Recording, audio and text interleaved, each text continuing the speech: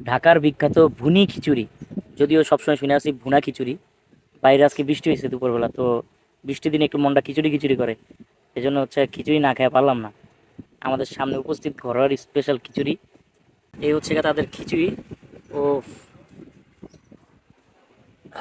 রানি অস্থির। আল্লাহ আল্লাহ বিসমিল্লাহ। ঘরোয়ার খিচুড়ি তো যদিও সবসময় একটু তেলটা বেশি থাকে আমার মনে হয়। এই যে তাদের খিচুড়ি বেশ ভালো পরিমাণে, এটা স্পেশাল খিচুড়ি। এই যে মাটনের পিস দেন, ওরে ভাই, আমার দেখি তো জিভে পানি আয় পড়তেছে। এ 2 পিস, আরো আছে। এই যে 3 পিস, বেশ ভালো পিস, বেশ বড় বড় পিস। আর নাই, এটা কি 3 পিস? যাও 3 পিস মাটন দিয়া। তারপর হচ্ছে সম্মান সুযোগ সালাদও আছে। বৃষ্টির দিন এতে বেশি কি লাগে, জমা যাবো। মাটনের পিস দেন ভাই, অস্থির পিস। একটু শক্ত শক্ত আছে পিসটা।